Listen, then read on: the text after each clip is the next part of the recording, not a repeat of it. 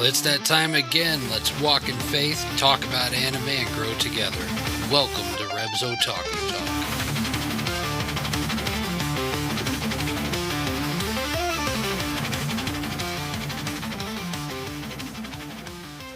Hey, Otaku family. Welcome back to Reb's Otaku Talk, where faith and fandom collide. I'm your host, Reb, and joining me is my co-host, K2. Howdy, howdy. And Raver Mom. Hi. Together we'll venture into a world of anime through the lens of Christian values. Whether you're a seasoned otaku or just starting out your anime journey, this is the place where we blend our love for all things anime with a walk in Christ. Join us as we explore thought-provoking themes, inspiring stories, and tackle deeper connections between our favorite shows and our faith. It's all about finding God's truth in the worlds we love. This is your Christ Walk with Otaku Talk. Let's get started. So, this episode's going to be massively interesting because it's going to, I guess, piggyback off of a sermon I was writing for Sunday because I forgot to actually write a script for this episode, even though I don't think we script the grand majority of the episodes anyway. But to go along with that, Father's Day is this Sunday, or whenever you are listening to this, last Sunday. So, since we didn't do a Mother's Day episode, we thought it would be cool to do a combo episode of Mother and Father's Day. Now Parents' Day. Parents' Day. There we go. It's Parents' Day. Oh, boy. Okay. Don't look at me like that, K2. All right. So, we watch quite a bit of anime. Yep. And we've talked about quite a bit of animes. Who, since you know, Mother's Day is before Father's Day, we'll do the mother question first. Who would you rate as the best anime mom? Ash's mom. Ash's mom? Mm-hmm. You're 11 years old. No, 10. You're 10 years old. Get out of the house. Go ahead. I am glad to see you leave. Don't forget clean underwear. I'm sorry. I'm gonna sit here quietly. You ain't gonna get nothing out of me tonight. Just play it. Why do you pick Ash's mom? I'm not telling you. Why do you pick Ash's You mom? you want stuff out of me? You gotta be nice. I will be nice. No, you I won't. promise. That wasn't Yes, nice. I promise I will be nice. I will even edit that out. Why Ash's mom? I gave my answer. I don't have to give a reason. K2, what do you think? We do need to give a reason. No, you don't have to have a reason. You just asked a question. You didn't ask why. Now I'm asking why. I think you should go, Rev. What do you think the best anime mom is? The best anime mom. And why? And why? Only one thing's coming to mind. Chi-Chi? No. Okay. But she's like a mother-like image. She isn't actually the mom. Okay. Katara from Avatar: The Last Airbender. Okay. I mean, they even did a whole episode of her feeling like garbage because everybody is, you know, like she's trying to be the boss and she's trying to keep everybody together and everybody's getting mad at her. And they have this whole thing between Toph and Sokka where Sokka expresses his respect for her and his love for her and how she has been a mom to him throughout them growing up because his parents, you know, passed away in the war. Okay. Or his mom did. Okay. No. Yeah, that's my answer. I'd see her more like an older sister, but I'm just saying to the that's crowd, but that's I get what where you're the coming from. episode, you know, portrayed her Yeah. as. Me, I can't really even think of like an anime mom or mother figure in an anime for me. Piccolo. Yes. We'll save him for later.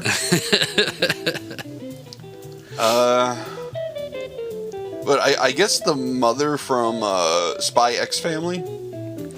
Haven't watched it. I haven't either. I've just seen the YouTube shorts of it, so I'm like, oh, she seems like a good mother. We'll go with her. I love that. We don't know if she's a good mom or not, but she looks like it. We'll go with that. What the reels portray her Yes. as. So, why Ash's mom? Ash's mom supported Ash in his journey and supported him in his desire to be the best Pokemon trainer out there. So, and she always asked if he had clean underwear, but that's besides the point. But she supported her son, even though she was worried and everything, like in the very first episode. So yeah. I respect the answer. I mean, really. I joked about it at the beginning, but it is true. I mean, he always called her, and if he didn't call her, she was always worried and would try to chase him down, and would always give messages to him through Professor Oak, and I mean, all-time supportive mom, so I agree. Jeez. You're the one that was picking on me. Just having fun. Uh-huh. Just having fun. Okay, so who's the worst mom? Chi-Chi. Why is Chi-Chi the worst? Because, like, she didn't... I mean, I know she's a strong person, okay? I get it. She's a fighter, blah, blah, blah. But she wants to get mad at Goku and all these other people because of the fact of, you know, all this junk that happens to her kids, but she don't do anything about it. She literally sits there and complains. That's it. Yeah, but what about we're going to use all the money Dude, on our Bulma's kids' a better education. mother than she is, okay? And they're not allowed to fight. They got to go to school. Bulma is a better mom than she is. I'm not disagreeing with you. I believe that too, but I'm just saying, like, every clip, every scene, like, when she's there, it's like, I'm gonna feed you guys, and how are you doing, and how dare you do this, and da-da-da, and it's like, all you do is complain. Okay, whatever. okay. K2, worst mom. Come back to me on that one. Come back to you. He's still thinking. If I had to pick the worst mom, you know, it's funny. I have to say older Katara from The Legend of Korra. Really? Yeah. I mean, you pointed it out in an earlier episode. I mean, you look at her in the original Last Airbender series, and, you know, that's like nurture version of Katara. You go to Katara and Korra, you know, The Legend of Korra. She is bossy. She is controlling. Half the time, I don't think she knows what she's talking about. So either they could have really written her bad, or they really wanted to make her a control freak and, you know, make her a very dislikable character to me in that show. Yeah, that's my thoughts on that. Okay. K2. Worst mom for me is going to be Shiho Nisozumi, because she essentially disowns her own daughter. Ah. What is that? Girls und Panzer. Yeah. He totally wants the conversation. Yes. Get there is what we're trying to do. Yes. For those of you who listened to last week's episode, we had just started watching Girls und Panzer, and Raver Mom has not given us an inch on what she thinks about it. Just many, many, many faces of emotion. We don't know if she likes it or not. So we will be getting to Girls und Panzer later in the episode, but I agree. Yeah. I think the only sign of affection that woman gave her kid was in the last episode when her kid whooped her whole entire philosophy down to the ground. Whooped her other kids can. Yep. And for 5 seconds clapped and smiled. Yeah. Well, you got to think. You know, I'm changing my answer to what K2 said. What makes her even worse is the sheer fact that her daughter, who is still by her side and playing on her team, is trying to point out that, hey, my sister, there's something about her. We got to watch out for her. And she's like, man, she ain't a threat. Forget about it. Yeah. Don't even give her the time of day. Just shut your mouth. Yep. She's nothing to us, and you're gonna beat her. No, that's not how that worked. So yes, I think I will change my answer to that as well. The mom from Girls Yes. Moon Panzer is officially the worst anime mom ever. The main character's mom, because there are Yes. a couple other moms in there. So I guess what we'll do is we'll put a poll up and we'll ask the audience what they think about it. But there you go. I think K2, you're right. So we're gonna put up a poll, either old Katara from Legend of Korra, Chi-Chi from Dragon Ball Z, and Nishizumi from Girls Un Panzer. All right. So now let's get to the dads. Who, I guess we started with Raver Mom for the moms. K2, who would you rate as the best anime dad? I'm kind of torn on this. I'm debating between Piccolo and All Might. Okay, so more father figure. Yeah, more father figure than father. Even though I think Piccolo, yeah, that's a little more debatable. He might as well have adopted Gohan at that point.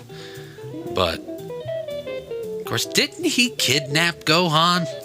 Yeah, I think that's how it started. Yeah, so Stockholm Syndrome. Okay. Awesome choice. I love it. But I like the All Might answer. We can talk all night on the Piccolo one. But, yeah, I think as a father figure, I mean, we talked about My Hero last week. Yep.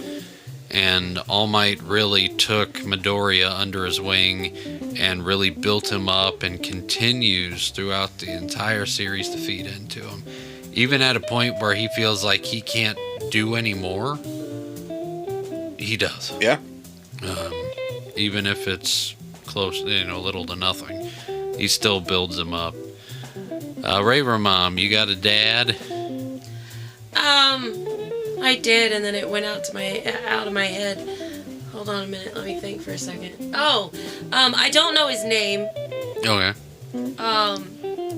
I just know the character. It's Ponyo's dad. Yeah, I don't remember the guy's name. Yeah, he's basically got orange hair. He like wigs out. So Ponyo, during this whole thing, the character turns into a human, but like leaves home and tries to travel and blah blah.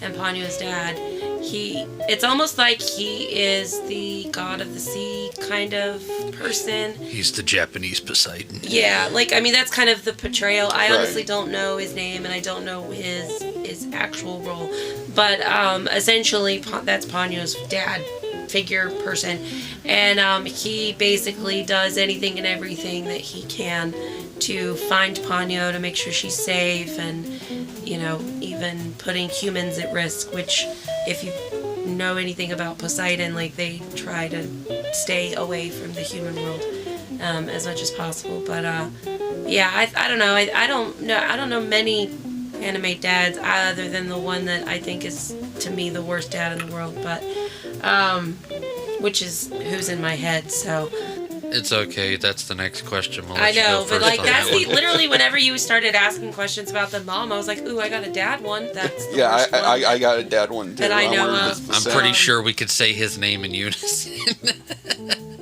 It isn't Gohan. It's not Goku? Or no. Goku, yeah, no. Okay. No. So, but yeah, that would be... I'm blanking on his name, though, so I couldn't think of his name. But, yeah, that would be my choice as one of the best dads, although I haven't seen a lot of anime, so...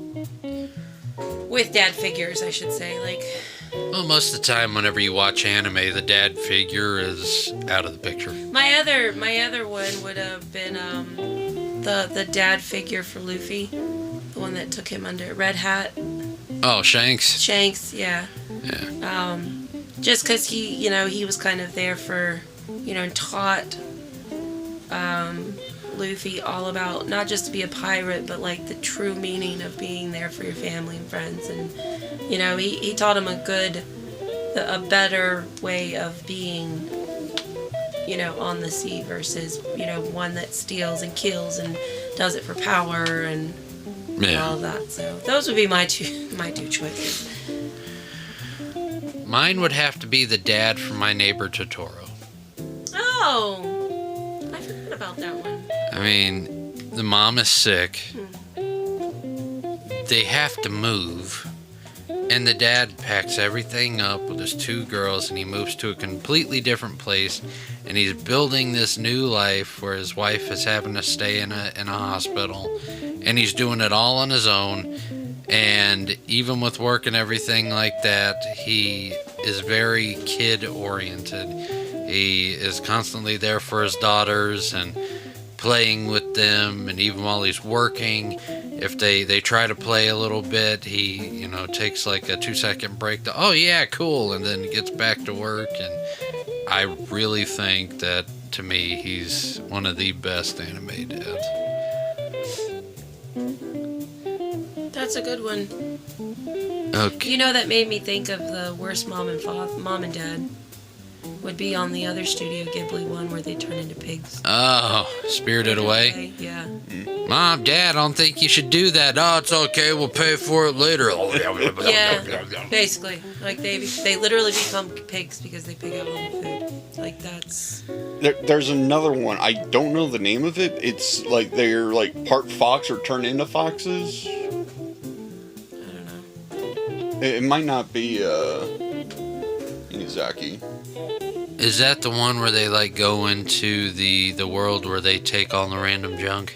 No, I don't think so. So you're not thinking Oblivion Island? No. Okay. Oh, you know what a good example of a positive would be? The parents on Summer Wars. That family. That whole family in general? Yeah. How they band together and... Like the matriarch, the one before she died. She would be a good positive. Yeah, Anyways. The Jinohuchi clan. Yeah, there you go. Yeah, I think that family just takes the cake. You got the mom sitting there constantly watching the kids' baseball game, crying, hugging the pillow, screaming at everything. And then you got all the moms in the kitchen cooking and the kids are running around and yeah. And then the dad teaching his oldest son how to, like, doing karate or... Yeah, the grandpa. Yep. Yeah, so... Yeah. That's another good group. Okay. That's an all-around good movies. Yeah. Anyways. Worst dad, Raver Mom. Worst dad. Spirit. Worst anime dad. Spirit. Hands down. Yeah, worst dad.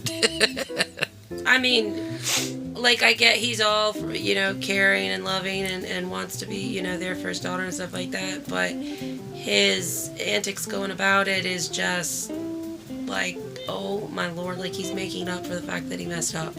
Yeah. And then every night he's at some, whatever you want to call the lady house, the tea... Gentlemen's club, whatever they're called over there. Like, it's just... Like, I want to smack him. Yeah. Just stand there. Like, I know you got knives coming out your back, but can I just beat the mess out of you? Anyways, that's mine. All right. Spirit. I think for me, the worst dad... There's so many to choose from. Well, I don't want to do the obvious, because we all know that Goku's the worst. No, there's so much worse. Funny enough. I mean, if you're not going to say it, I'm going to say it. Okay, go ahead and say it. Show Tucker, or Shoe Tucker. Wait, how do you say his first name? Is it Shoei? Show Tucker from Full Metal Alchemist. Yes. Yeah. Okay, we can just end that right there. Why? That dude just got up and left. He didn't go for milk or anything? Nope, No. he just got up and left. Wow. Yeah.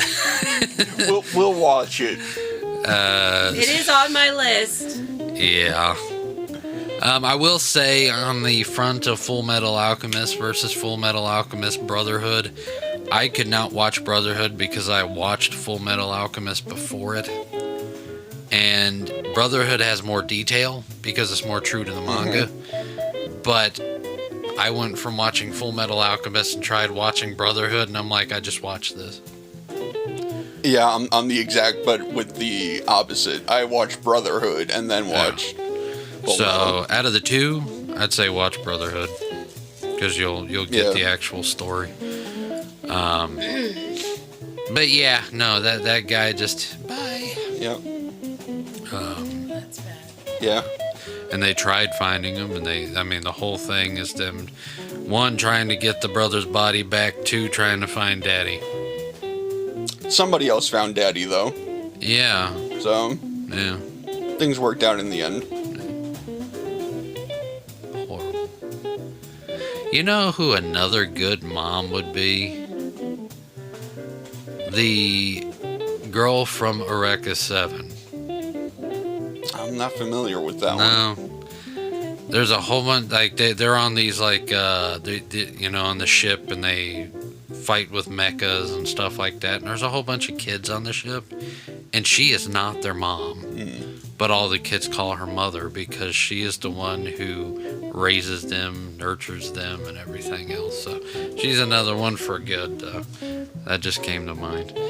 But we got a lot of examples of both good parents and bad parents. Oh, I got so many examples of bad dads. Would you like to continue? I'll continue. Give me your top 3 bad dads. I got one Tucker. Okay. 2 would be Shinji's dad from Evangelion. Okay. 3, not an anime, but I'm going to include it anyway. Okay. Big E, the Emperor of Warhammer 40k. Okay. Worst dad. All right. I can take those. Okay, so just to put the icing on the cake. No bar on what type of media. So it can be Japanese, it can be Korean, it can be American, it can be anything. Who would you rate as the best all-time set of parents? Oof. What, Raver Mom? I was gonna say not Bambi.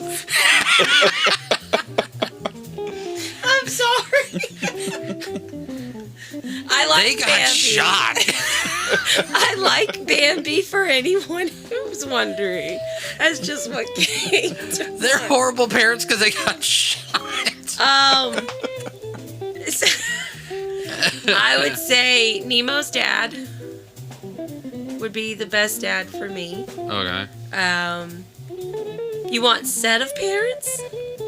I mean, if you don't know, like, if you don't have a complete set and you have Oh, individuals, just- then oh, go ahead and okay. do individuals. Well, I Match. just, Okay. I mean, I'm sure there are sets that are great, but I feel like Nemo's dad, of course, fictional.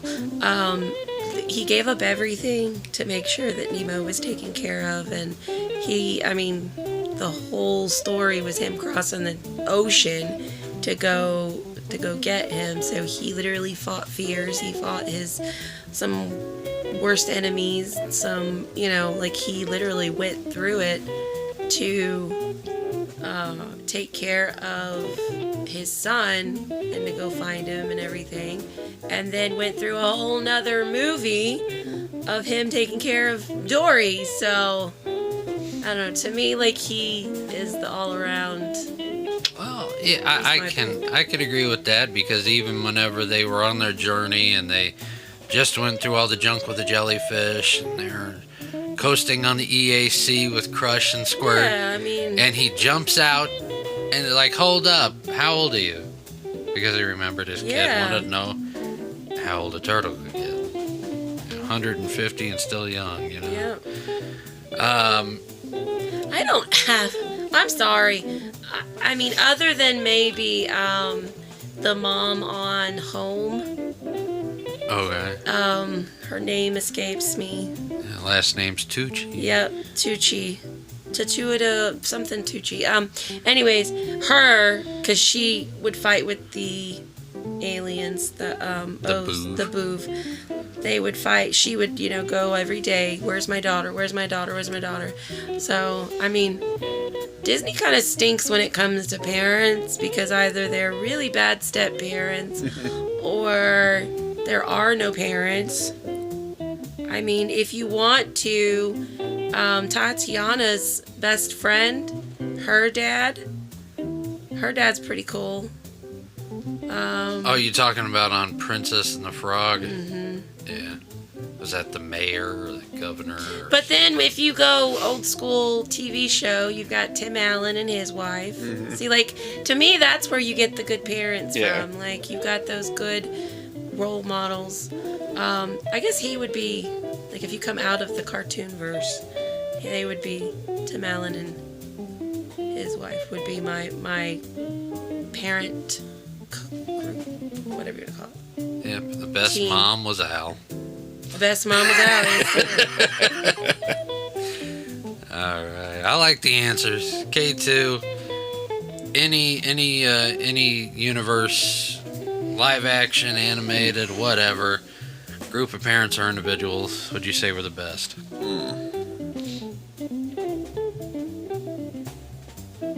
I don't know. For me, it's hard to pick a mom because I don't really see any. There's a lot. It's hard, ain't it? Yeah. Like, there's not a lot. Like for dads, I can think of a good handful, but mom, I don't know. Mom is hard. Oh, I can tell you the worst. Yeah. Oh, there's a lot of worst. Oh, it's the McAllisters from Home Alone. That's what I was just thinking. That is literally what I'm thinking. The guy from the parents from Home Alone, Kevin. Like, they're the worst. Yeah, hands down. Yeah. If you're going to go on a trip, you never leave the house without counting your children, no matter how many you have. Oh, they did count though, but they counted a kid that wasn't even theirs. It doesn't matter though. You don't. You see face. Okay, 1, 2, 3. I mean, 4's missing. Like. Oh, anyways. Give this to Kevin.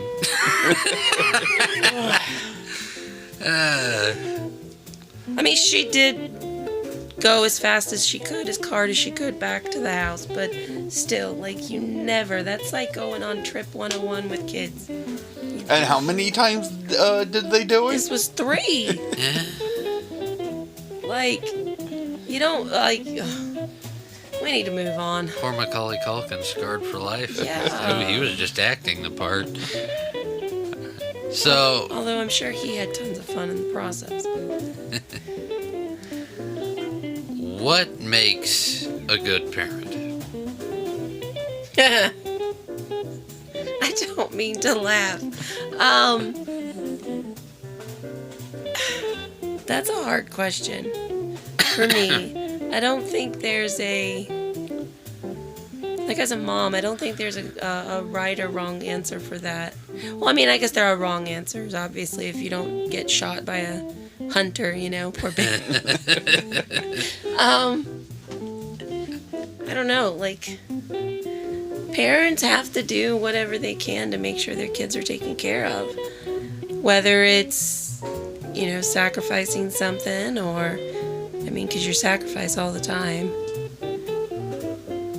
So, I guess sacrifice. Good parenting, sacrificial. Yeah, no matter what, because, I've seen moms that had a bad situation happen to them and give up their kids because they knew that they just weren't, they were unable to just, they were dealt a bad hand, so to speak, and after much deliberation, they chose to give up their child.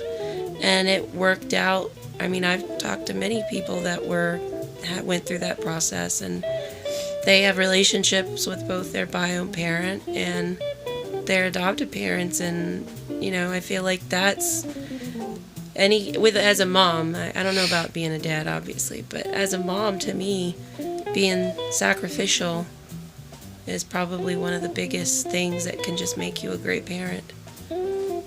I got serious real quick. It's all right. Not everything on this podcast is going to be fun. Yeah.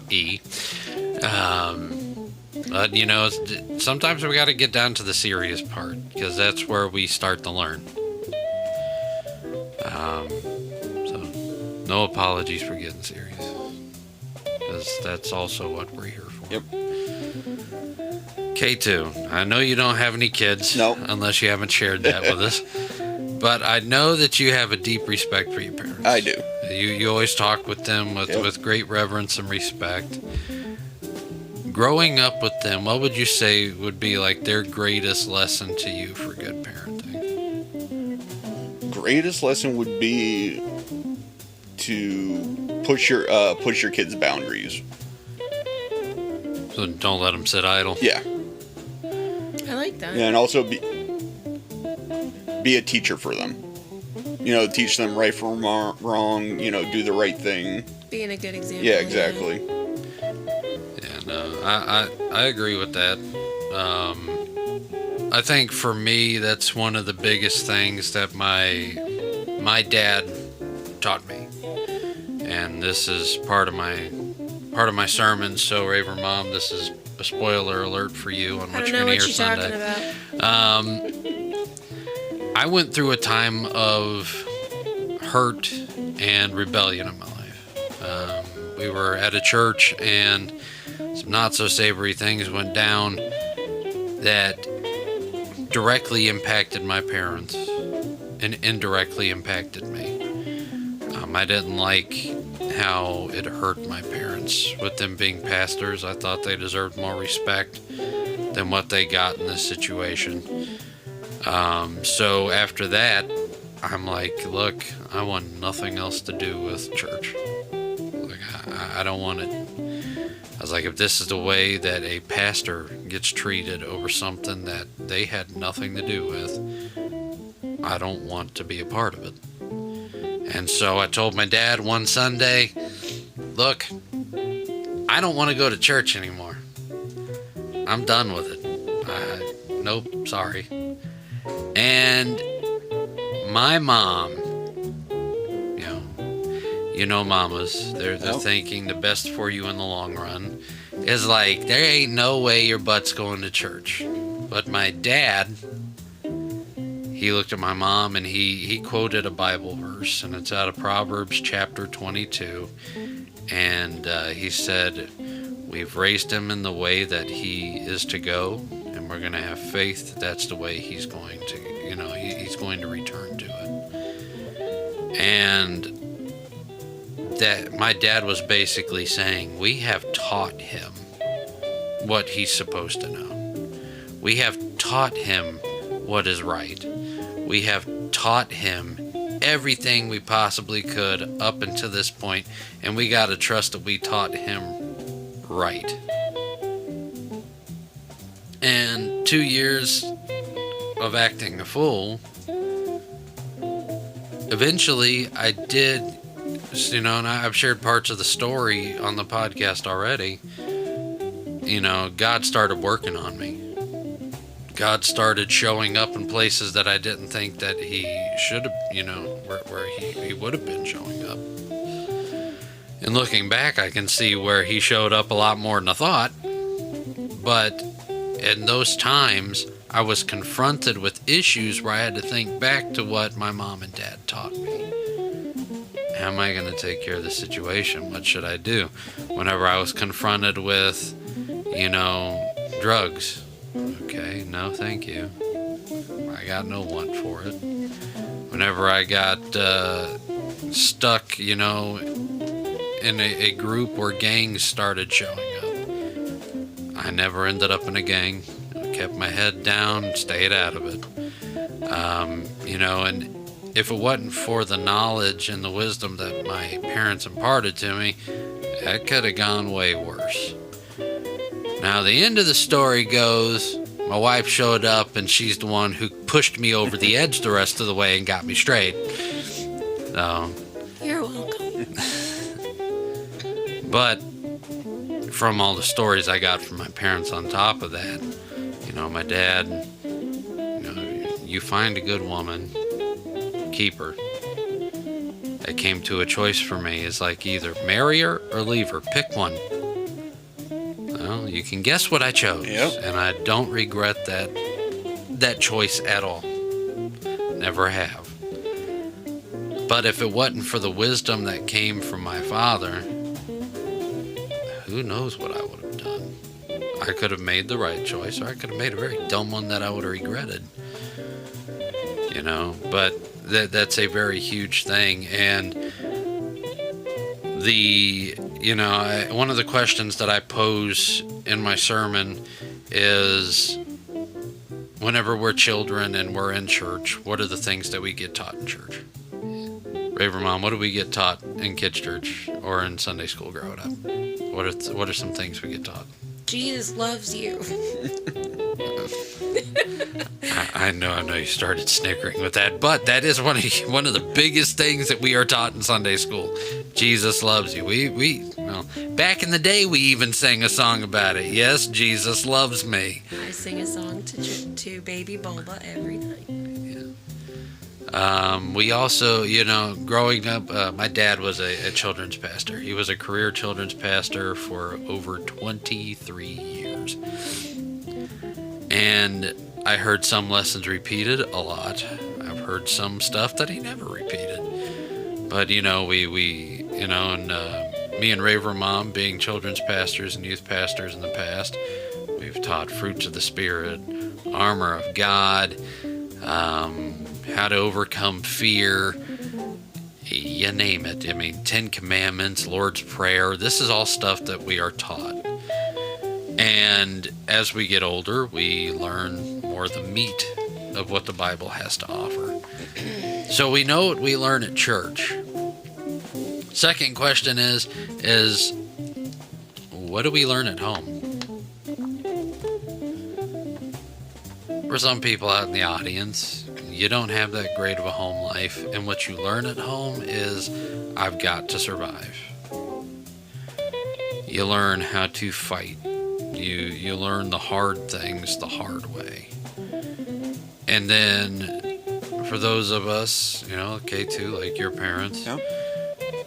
you have a nurturing set of parents that are raising you up, and I know that you've expressed church in your past. Yes.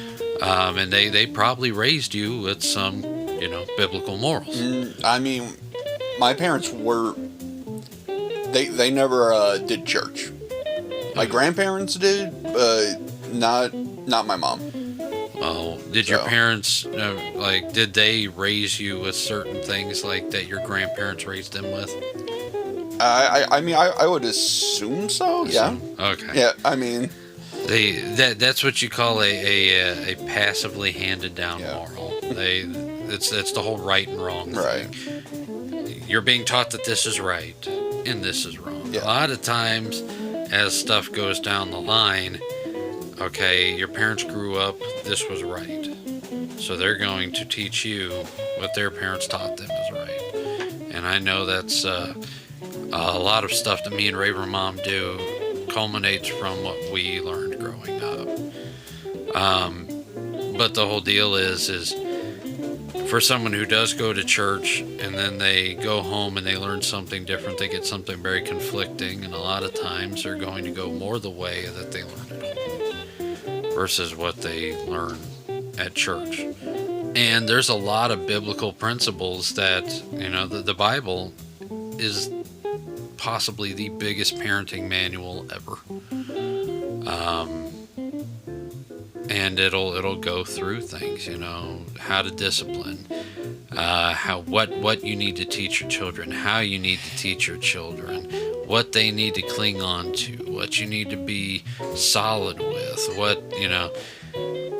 it is a parenting manual that doesn't stop. And a lot of times, because of where our country was founded and everything like that, we just passively have those morals that we hand down. And a lot of it is because a lot of biblical principles are found in our laws, or they're found in the system, and that's just Yep. Whether we know it or not, we are teaching the children biblical principles. Yep. And I think that as a parent, that is a very big thing. Is if you don't know what to do to raise your kid, and you have a big empty question and you can't get advice or an answer from anybody, turn to the Bible, because it's one of the most unfiltered things whenever it comes to parenting that you could find. Well, years ago, the church was the one that people went to. When America was founded, there was the colonists. They did everything by what the church not demanded but taught them. And if they had questions, they would go to their pastors, preachers, whatever they called them at the time, and ask them for guidance. That's where parents would go if they couldn't figure it out by their parents or grandparents or whoever their mentors were. They would go to the church and they would look to the church. Now it's do whatever it feels like it, whatever makes you feel good or whatever you think is good. And a lot of that's why our society is the way it is now, unfortunately. And there's so many empty holes that have been taught or not taught. And I'm not saying go to the church now, because there are churches that are misguided. You know, like it's very difficult to find somebody that can guide you the correct way. That's where trust comes in, you know, and making sure that you have a good relationship with the person and you trust them and you know them, that they can help guide you and stuff like that. Yeah, I mean, that's completely true. I know me and Raver Mom have been to churches where we were under some pretty unsavory pastors that we wouldn't have trusted with anything. Oh yeah, I wouldn't have trusted them with my kids with a 10-foot pole. Yeah, so I mean, you know, it's where they say use discernment, and that's where we you know, like we did a question a while back about choosing a church from a question in a cup, and one of the biggest things that, you know, we recommended was give it more than one visit. You know, at least go for like a month. You know, that way you can learn about the church, you can learn about the staff and the programs, and actually get to know what's going on at the church. Because then you can build a responsible answer as to if it's right for you or not. And keep in mind, when we say church, we don't mean like a big building, because there can be a church that is in somebody's house, you know, and they are just starting out and they are very wonderful people. And Rev's uncle started many a churches right in his living room. Yep. Which to me is an amazing talent that you can have. But it's not the size of the building. It's not the amount of money that they have. It all boils down to the heart, like the true heart of the group, the true heart of the congregation. That's why we love the one we go to right now, is because, I mean, people's going to be people. People sometimes are just nasty. And you can't fault the church as a whole because one person isn't feeling your fancy that one day. And that's why we suggested to go multiple times, because just because that one person, maybe they were having a rough night, maybe they had a fight with their spouse, or they had a rough trip going to the church because their kids were just acting a fool. You know, you never know what's going on. But at the same time, that could be a person in the end, if you dismiss their one unsavory night, could be your best friend to help you through it all, you know. So it's again not the size of the building, the amount of money that's flaunted. It's the heart of the group. It's the heart of the pastor that is passed down to each individual that is sitting in the area group, whether it's in a church building, a hotel office, meeting room, a living room, out in the woods around a fire pit. You know, church can be had anywhere. So, yeah.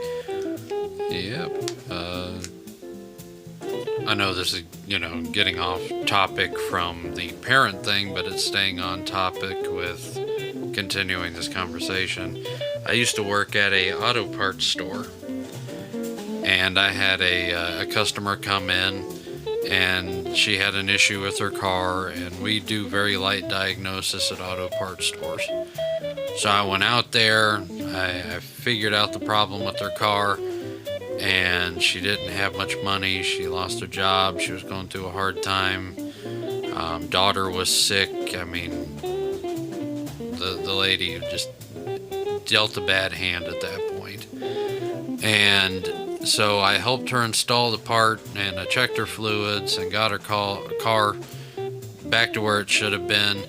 And while I'm doing it, I'm just sharing my testimony and what God has brought me through personally and as a husband and a father. And I get done and I look up, and this lady is just sobbing, and she is crying, and I didn't notice that people were watching her cry as I was working on her car.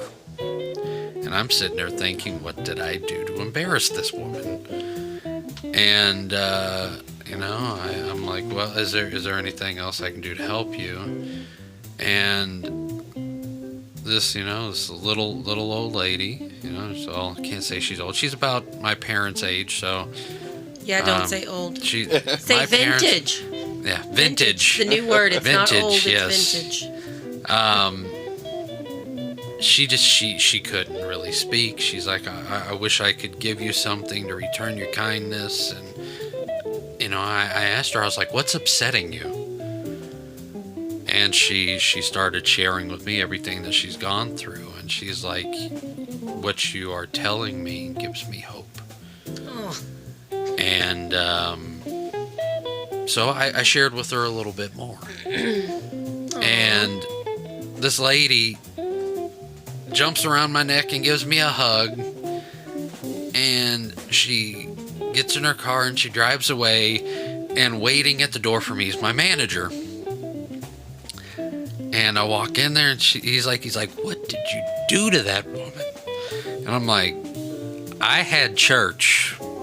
It's like I told you when you hired me, pastor first, associate here second. I had church in your parking lot, and I got back to work. He couldn't say anything because we're supposed to do everything for the customer, and apparently I gave the customer what she needed. All right. So he couldn't say anything at that point, but it proves what Raver Mom is saying. You can have church anywhere. You can find your new catchphrase, yep. Fellowship. Finding that fellowship. Well, it says in the Bible, even two people. Yeah. It says where two or more are gathered. Yep. Two people can have fellowship. Yep. And have church. Yep. I mean, whenever I worked at a warehouse, they called me the pastor of the warehouse. And it's because of the fact that no matter what walk of life they were from, even if they were trying to get a rise out of me and get me mad, it always turned into a conversation, and they would leave calling me pastor. Cool. I mean, church can be anywhere. I mean, we could have church right here in the studio. I mean, in a way, we are. Yeah. We got fellowship. Now we just need to get a ring.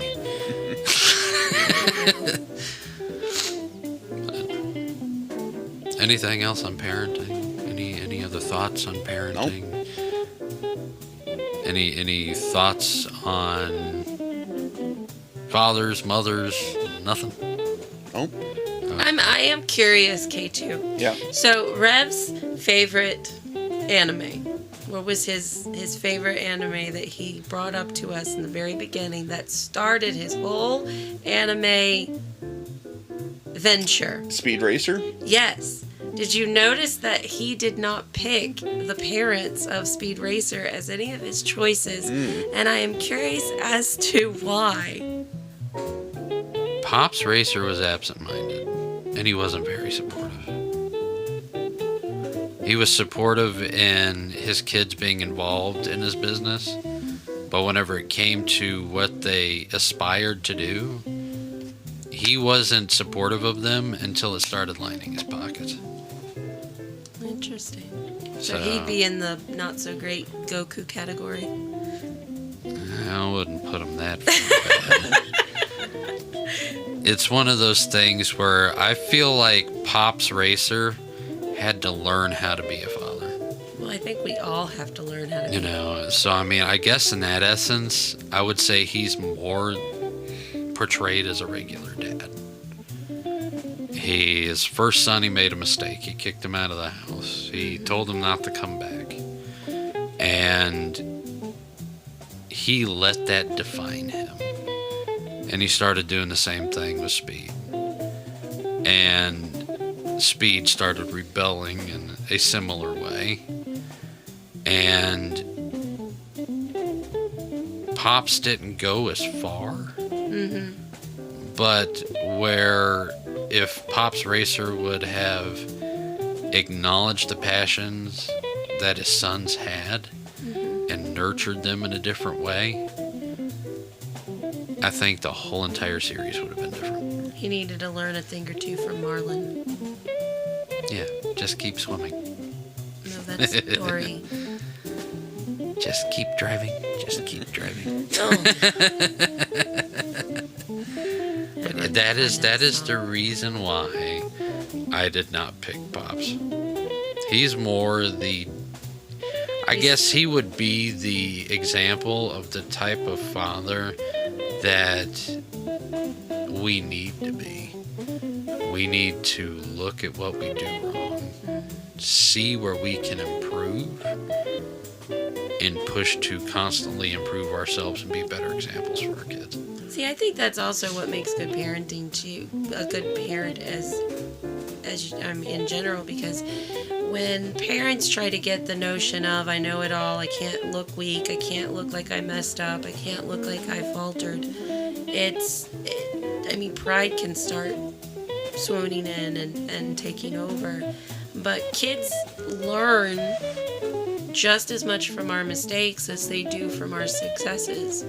I mean, if you say you're driving and you let something happen and like come out your mouth or whatever, and then you're like, oh man, I shouldn't have said that, they're gonna realize, oh, you made a mistake, you corrected it right then. And that's something I know that you and I do, is like because I was raised, parents didn't let you see that. Like, you don't talk about the mistakes, you don't see the arguing, you don't talk about things. And where I think that's where they learn. How are they supposed to learn how to be a successful adult if they can't see you finish an argument? Like, and not just an argument, but a disagreement. You know, how are they going to learn to communicate properly if your child doesn't see you come to some kind of compromise or some kind of answer or understanding of one another, and just learn from your own mistakes? You're human. You're a bigger human, so to speak, older. You're supposed to be wiser, and they need to see that. So. Yeah, don't be afraid to let your kids learn from your mistakes. Yep. And I don't care if you're the most perfect parent in the world. You're going to screw up. Yeah. Admit it. Just admit it. You're going to mess up. And when you do, just be like, and you can, the funny thing is especially if you're a single parent, not that, I have had experience with that, but if you're a single parent, involve your kids into that too. Listen, I can't do this by myself. Admit that. To me, that makes you a lot stronger than you trying to take everything on your own. Yeah, and I know there's points where me and Raver Mom have apologized to our kids. Because we messed up. We did something stupid. And, we look at our kids and we explain to them, what we did was wrong. We understand what we did was wrong. And we're sorry that because we did this, you had to go through what you went through. And they'll respect you a lot more. See, that doesn't diminish our, what would you call it? Like, we're still their parent. Like, they know we are their parents. We're not their best friends. We're not somebody you can, I mean, we are somebody that you can laugh and have fun with, but there's still a level of respect there that you don't cross, because we are the parent. We're the one that has the last say until you become an adult. And when you become an adult, then we'll have conversations if you live in our house, you know.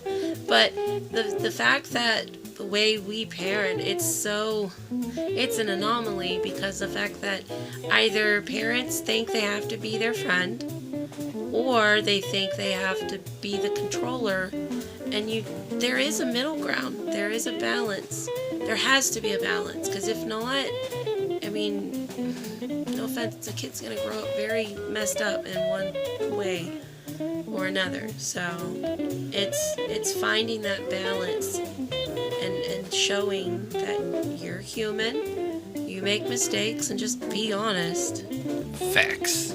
Yep. I got a lot of comments on parenting, or thoughts on that, sorry. Hey. I need to stop saying that. You do. You do.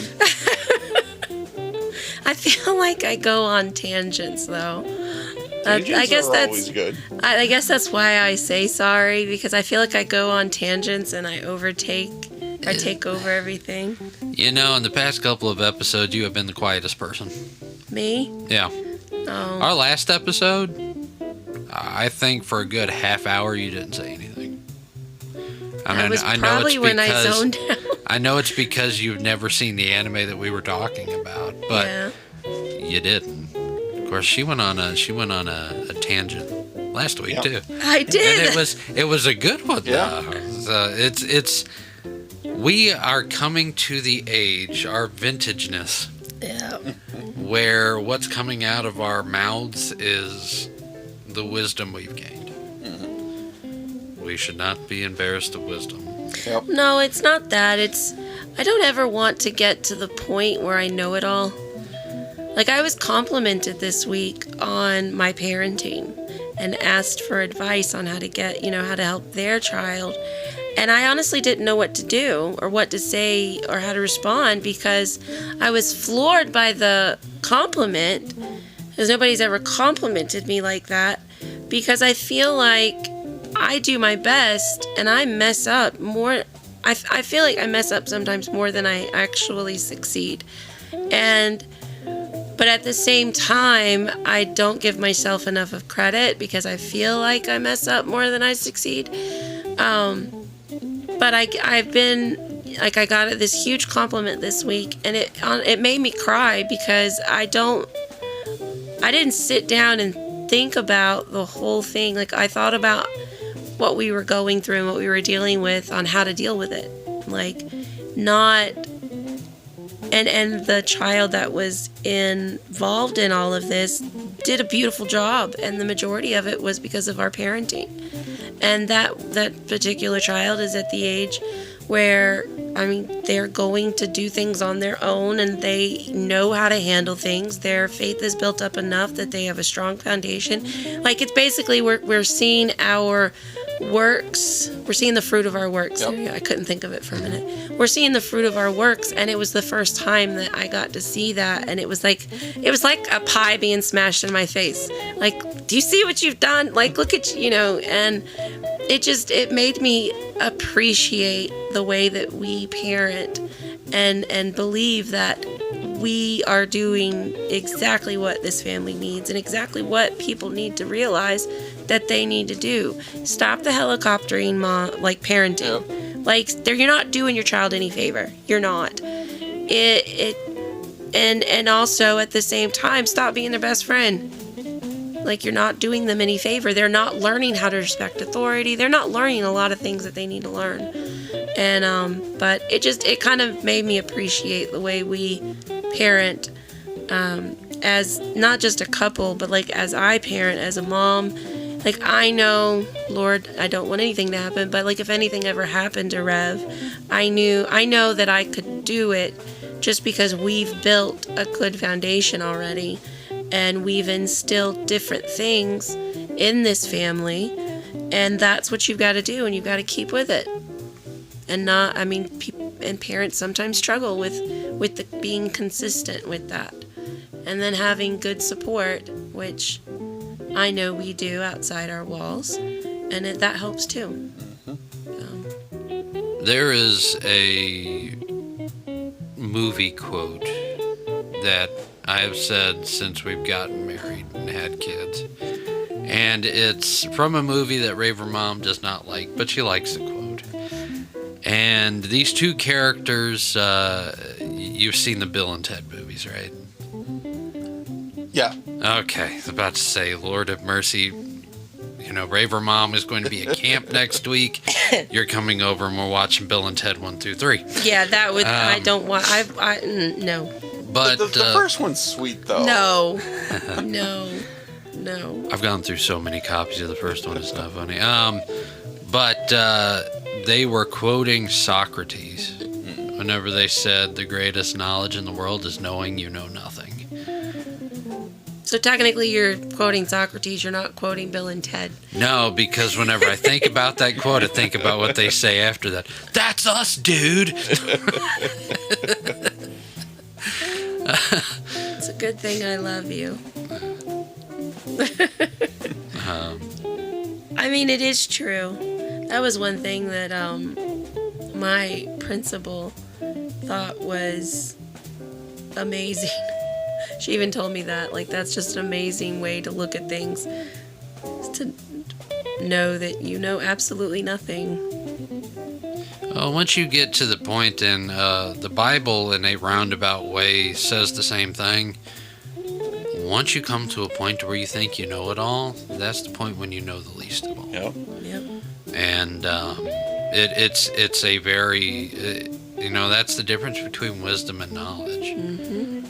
Knowledge, you can come to a point where you know everything, but wisdom tells you that you haven't even tapped into it yet. Wisdom tells you you'll never stop learning. I would tell my managers at almost every single job I ever had that if I didn't learn at least one new thing a day, no matter how random, dumb, or genius it was, that I feel like I wasted my day. So yeah, pretty much, it could be anything. I could learn anything. I could learn a new way to brush my hair, and at least I learned something. Yep. It's that state of constantly learning that is, that's the important aspect. And learning how to do one job many different ways, that's wisdom. I mean, me and you working in the custodial profession for a little bit. How many different ways is there to clean a floor? A bunch. Too many. But we have wisdom on what the most effective way is, what the most efficient way is, and what the most immaculate way is. We're that's that point where it goes from knowledge to wisdom. And that's just really important. Anything to add? No. You good? I think I'm good. Now for the moment we've all been Oh, waiting jeez. Lord help me. for. Now, Raver Mom, Yes. we watched Girls Unpanzer. Yes, I love how I'm like the center right now. The reason why you are the center is because you actually have a little bit of background information on it. Your curiosity seemed to have got the best of you. Oh. Can you give us some information about the show? Like when it was aired and stuff like that? So it came out in 2012. It is, of course, as you know, only a single season. There are a couple of movies to go along with it, as K2 mentioned. Yep. That can give more detail, but it's like one of those not needed to be able to watch the show and understand the show. Yeah. Which I do like. I did like that you could watch the entire series, know exactly what's going on, know all the characters, all the different schools, know the purpose, know the, I did like that. Yeah.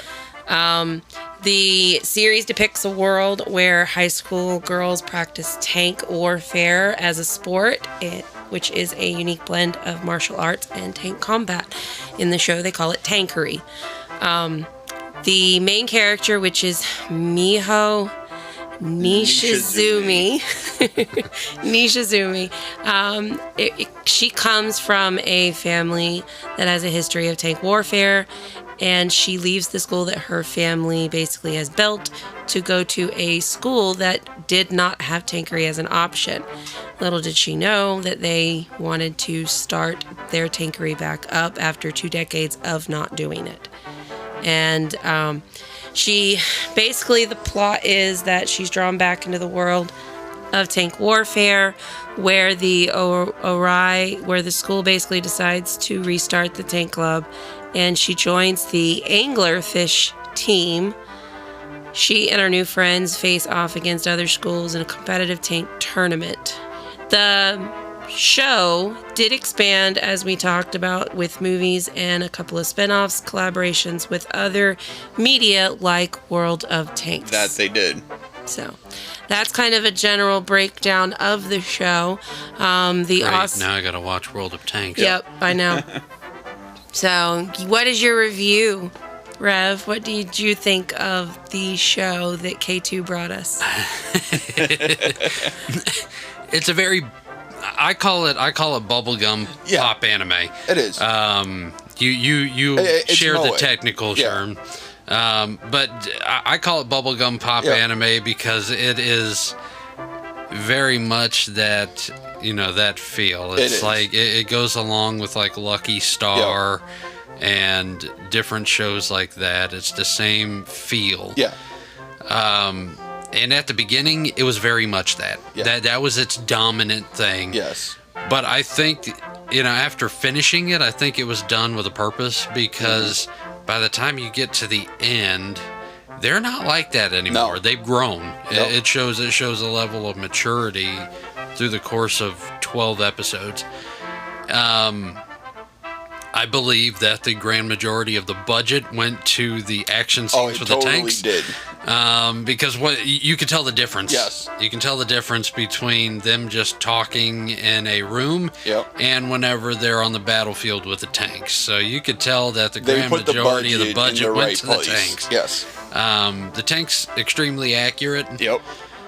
The tactics and everything that they used stays true to the way the Japanese make anime. Yep. And a lot of the stuff that they talked about, the way they do math and everything, is actually accurate. Yeah, it is. Which is really cool.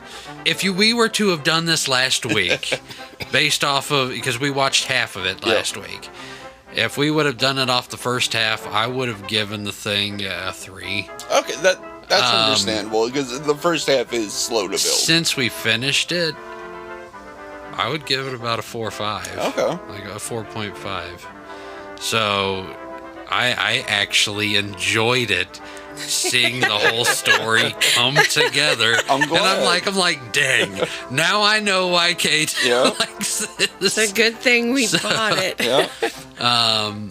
Yes. We were trying to find it. There were so many different places telling us that whatever streaming service we had it, when in fact it did not. And Raver Mom decided to say, "Oh, go back to Amazon. You can watch it now." I'm like, "Oh, you purchased it." But she did buy it. $20 for us. I mean. Now she has to get the World of Tanks and the 2 movies, because I, unlike everybody else, have to watch the movies now. Well, World of Tanks is a free-to-play game. It's a free-to-play game? Yeah. Okay, so I'm going to have to get World of Tanks going. K2, you're the one who introduced it to us. What's your opinion and your rating? Me, it was always a guilty pleasure anime. I always liked it. I found it through watching old school AMVs. Okay.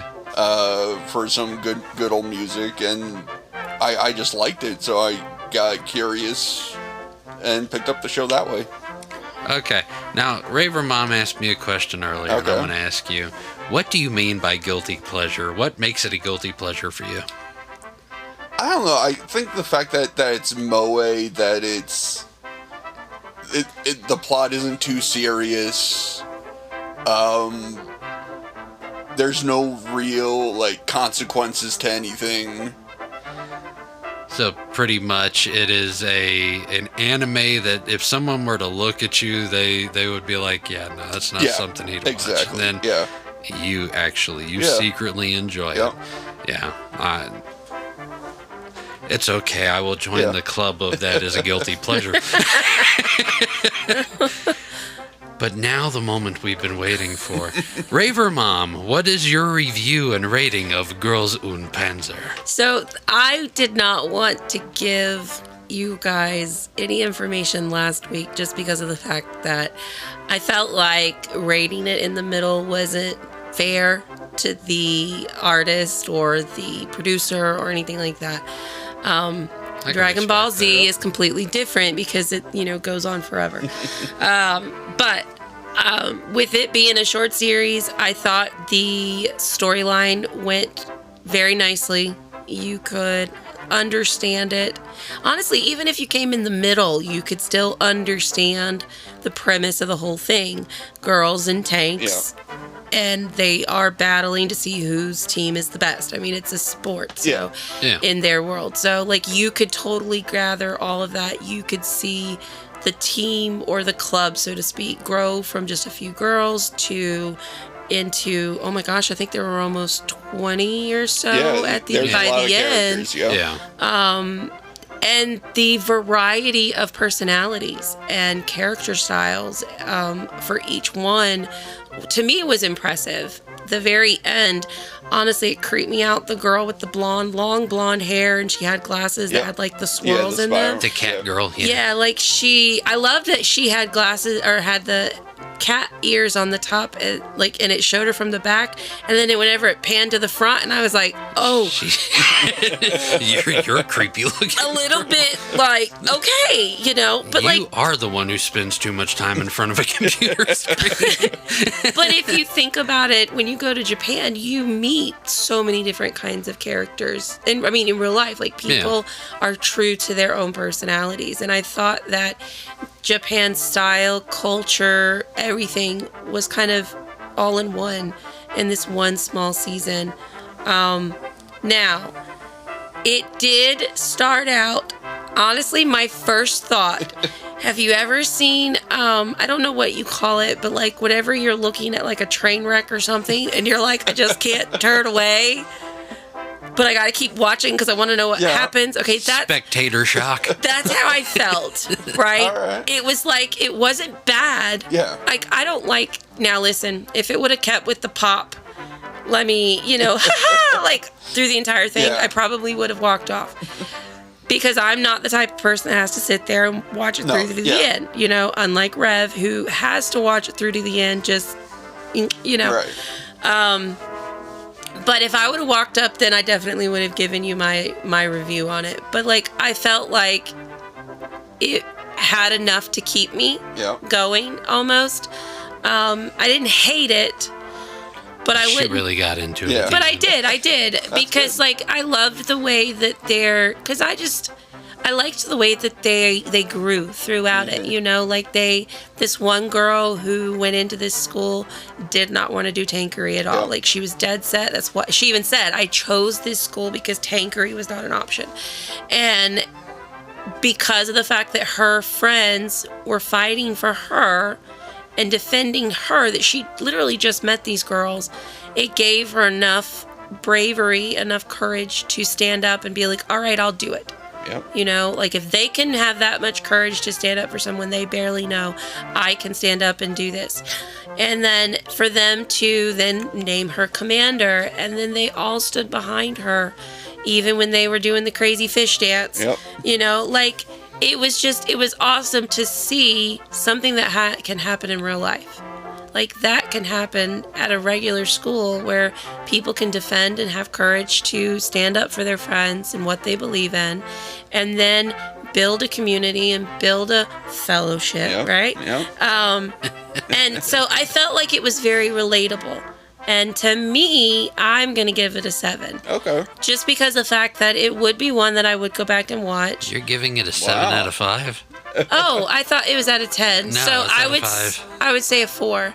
Okay. So a 4. That's Sorry, she really liked it. I did. It's not one that I'm gonna go back and oh yeah, I want to start it over tomorrow. Like, it's not like my few series that I do have, but it would be one that if somebody wanted to sit and watch, or if like we were like, oh yeah, let's watch that tank movie or tank show, or like I would sit down and watch it. Cool. What was your rating on it? I don't think I give it a 5. Like I said, it's a guilty pleasure, so I'm going to always give it a 5. So, Reb's Otaku Talk gives Girls und Panzer a solid 4.5 out of 5. Yep. Are you shocked by my review? I am.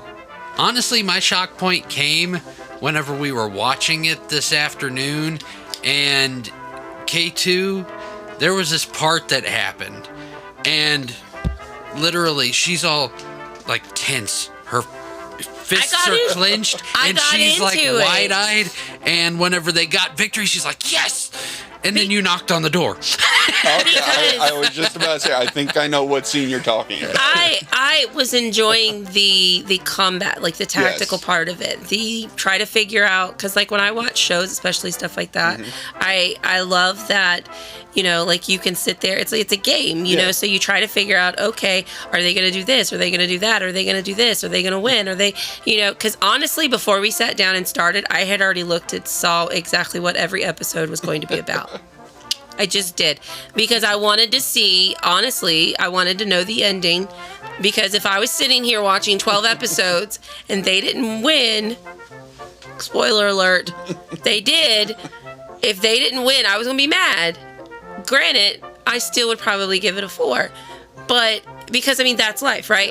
Yep. But like I got into it, and I think that's another reason why I give it a 4, because it's something that you can relate to so much that like it's like watching football or watching on television, because people do that all the time, right?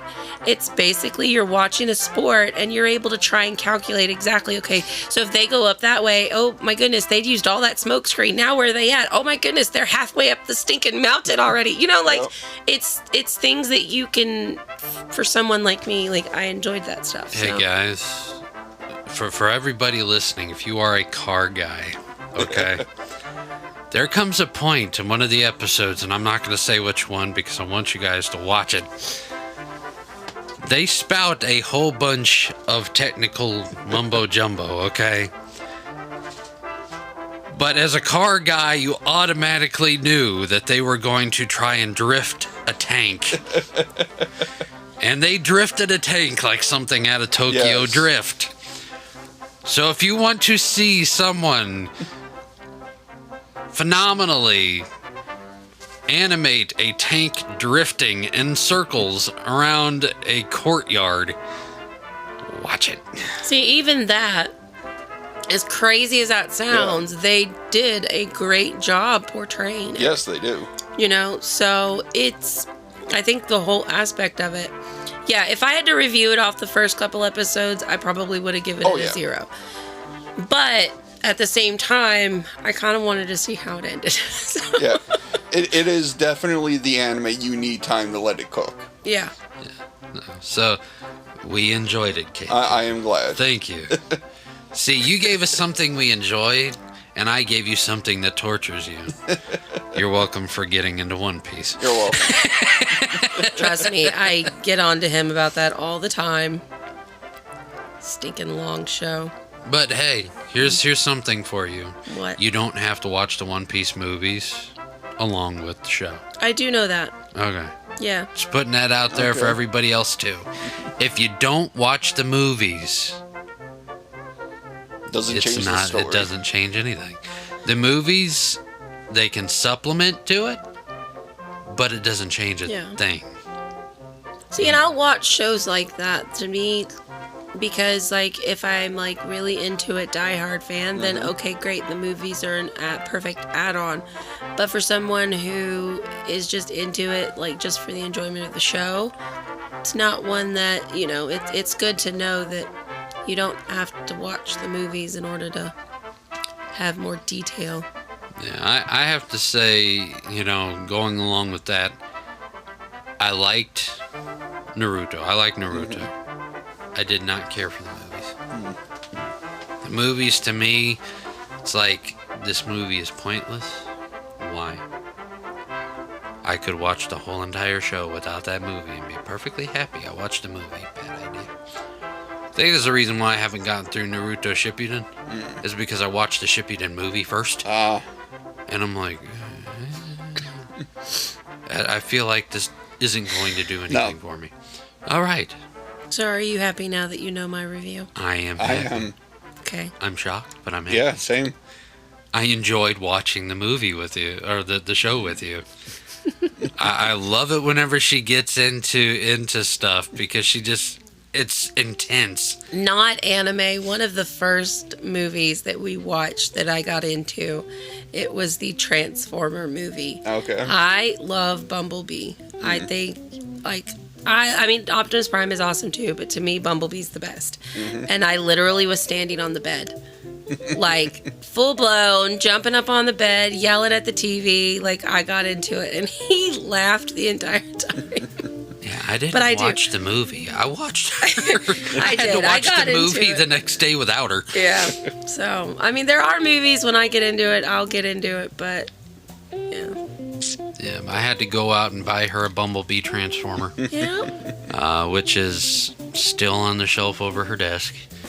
So, yep. And she had to go buy me the Optimus Prime Deluxe Classic set, which is pretty cool. So, we had our characters. All right. Yeah. Is there a movie or a TV show you get into like that where it's just like it's the intensity of it? Ooh. I would probably say Disney's Star Wars Clone Wars, the animated series. Okay. All right, I can see that. That was back before they started trying to mess stuff up. So, yeah, me, it's the Speed Racer live action. Okay, it didn't do bad, but it wasn't the best thing in the world either whenever it came to ratings and being accepted and everything. But the last race, the Grand Prix race, no matter how many times I watch it, I'm on the edge of my seat. I'm just like, it's excitement. And then whenever he pulls through the finish line, I'm crying. All right. Every time. Love the end of that movie. Yeah, they did a good job of all of the colors and the lighting and the whole, all of that. They did a pretty good job. Yeah. Yeah, they tried to stay true to the... because they had actors from all over the world doing it. Okay. Which is very cool considering that's how the anime originally was done. But they wanted to keep it true to the Japanese culture, and the way the Japanese would see the future, and the way they wanted to stay true to that feeling, that atmosphere, and that's what they did. It wasn't true to how the original show was, but it was true to the atmosphere that they wanted the show to be. So, yeah, I like it. I had to go buy the Mach 5, Speed Racer's helmet, the toy. Whenever you one move that was for the kid. That, yeah. We went to see the movie in theaters. She made sure she took me to see it. We were up in another state at that point, and it was us and like this mom walked in with her kid. It was only 4 of us in the theater, and this kid had this Mach 5 helmet on. Had the Speed Racer helmet on, and I'm like, dude, I want one. And Raver Mom asked the mom where she got the helmet from, and we drove and we got me a helmet. But it's a really cool helmet because, it fits my head. It fits an adult head. But what's really cool about it is whenever you turn it on and you're watching the movie, the way they have it set up, if you tilt your head in the direction that they're turning, the helmet has speakers in it, and it does sound effects of the Mach 5 car. Oh, that's cool. So whenever you're sitting there watching it, if you tilt your head to the left, you hear the gear shift down, and you hear the the motor rev up, and you're on the turn with Speed Racer. It's pretty cool. Yeah. It's made his dreams come true. I'm sure. Yes, that's we can go down a rabbit trail with that one. But all right, anything else? No, I'm good. Nope, you're good. Okay, so right now what I'm going to do is we did pre-record some questions for my cup in a previous episode with the Otaku kids, and we are going to pull a question from the cup with the Otaku kids right now. If you could find an anime character, who would it be? Chopper. Well, then, she knows who she wants to battle. Yeah, you know why she wants to battle Chopper? And why is that? Because she's so cute, and all she has to do is give him that look, and he will melt, and then he will get cotton candy, and they will skip and eat cotton candy for the rest of the day and become best friends. There's no fighting that dude. I think Chopper needs to be the one I want to fight, too. He's adorable. All right, Princess Mononoke, you look like you're ready. Usopp. Usopp? Or Usopp. Usoft. I've never heard of Usoft. He's a lot softer than Usopp. Don't let him use his 5-star. I thought it was funny Don't let him use his nose as a sword. I thought it was Pinocchio. funny that his name has 2 P's on it, and if you look at him sideways, his nose looks like a P. Usopp papa. That's why his nose is a lot longer. Don't let him use his 5-star. So do you want to fight Usopp because you're a coward just like him? Oh, Because he's more of a coward. He's more of a coward than you. Easy, right? He runs away, does his whole pep talk thing. By that time, she's done beating the pants off of him. I'm Captain Usopp. As long as you get him while he is monologuing, you're fine. Right. Don't. And if he pulls out his slingshot to shoot you, just remember it takes an hour for him to let it go. And if you zigzag like a snake, he'll never know. He'll never be able to see it coming. Yeah, Just go serpentine. until the later seasons. In the later seasons, he'll catch you. He gets better. Yeah, he gets better. All right, Kid Koopa. Luffy. I said the same thing just because I want to see his head go bouncing back and forth. But I'm sorry, if you were to go up against Luffy, you'd be down after one punch. All that dude has to do is flick you on the forehead. And he's got a big target. Yeah, that melon right there. Alrighty. Well, I don't think we've answered this one. So, No. K2, who would you fight? I don't want to fight any character from anime. I want to take the smart road and not take an anime fight. And you pick Chopper. I guess I'll go with Chopper. You and Pika can skip hand in hand with Chopper eating cotton candy. Yay! And then you guys can sit down on a bleacher somewhere and laugh at Koopa and Mononoke after they get beat by the coward and the rubber man. Yay! Raver Mom, who would you fight? I said who I would fight. Who would you fight? Luffy. You want to? Oh, that's right. 'Cause you But want to see, see. I just go up to him and be like, listen, dude, I just want to punch you one time to see how it feels and see what happens. That's it. I don't want to actually fight you. Let me just do it one time for fun. What would he do? And what's crazy And is. I'll feed him afterwards. What's crazy is, I'm about to say, if you give him meat, he'd probably let you do it. Yep, I can make a mean barbecue chicken. Dude, I will fire up the grill and feed you to your fill if I can punch you in the face. One time. Watch That's it go all the way back and slingshot back in. Just one time, that's all I want. Just to say I did it. Bet he would like your ribs. Me? I think I'd take the smart way of doing it. Yeah. I'd want to go into the world of Summer Wars and get my computer avatar and fight King Kazuma. So I can get beat and humiliated, but never actually get hurt. I feel like that's a little more of a coward's way out than picking an Usopp. No, that is intelligence at its No, best. don't pick Usopp again.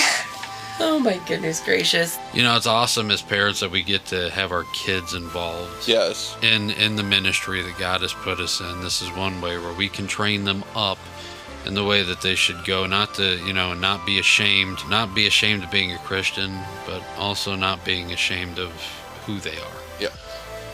That's a really important part of this ministry is, what we are doing. Some people look down on, both in the church and in the anime community, and for us to do it and not be ashamed of doing it is a very big thing. So it's a cool thing to have our kids involved in that. So with that, join us as we close in prayer. Father God, we thank you for your word. We thank you for the fathers that you put in our lives that are both blood and not blood, Father God, to feed into us and to share with us and to train us up in the way that we should go. Father God, I thank you for the mothers. I thank you for the moms who pray behind closed doors, that keep their children and keep their communities and their churches in prayer, Father God. I thank you for the fact that no matter what, we know that as parents, that sacrifice is one of the biggest things that we can do as a parent for our kids. And as we wrap up today's episode, let us remember that you are with us in every story, whether animated or real. And I pray that you, Father God, will help us to see you in everything we do and watch. In Jesus' name, amen. Amen. Amen. Thanks for tuning into Reb's Otaku Talk. Don't forget to subscribe on our podcast on your chosen platform and like and follow us on our Facebook page and our X account username at Reb's Otaku Talk. And join us on Waku Waku, username Reverend Otaku 9000. Please leave a comment and a review on any of these platforms and share your favorite anime and God moments with us. Also, don't forget to check out Reb's Otaku Shop and don some merch, and be sure to grab a bag of Reb's Konkohi coffee. The link is down in the description. Until next time, I hope you keep your anime collection strong and your faith stronger. See you later, guys. Take care. Bye.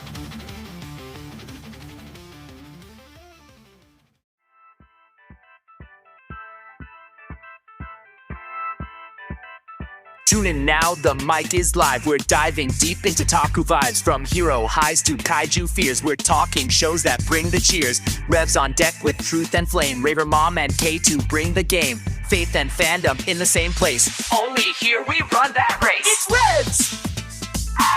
Otaku Talk! Where the spirit meets the screen. From Pokemon to Daegu Dreams. It's Revs! Otaku Talk! With Bible, truth, and anime power, we vibe and grow each Otaku hour. Trivia time, let's spin that cup. Kid Koopa's crown, can he keep it up? Listener mail and fan debates, we love the art the Lord creates. From Studio Ghibli to Naruto, God speaks in ways you didn't know. Stories rise like rising sun, we break them down one by one. Chew, this ain't just hype, it's revelation. Anime with holy inspiration. Otaku life with transformation. Faith and fandom, no limitation. It's Revs! Otaku Talk! From JoJo's post to Spirit Lead, we laugh, reflect, and plant that seed. It's Revs! Otaku Talk! So hit that play, don't walk away. Let's geek and grow in Jesus' way. O-T-A-K-U, talking truth in all we do. Revs crew, rolling through. Faith meets fandom just for you.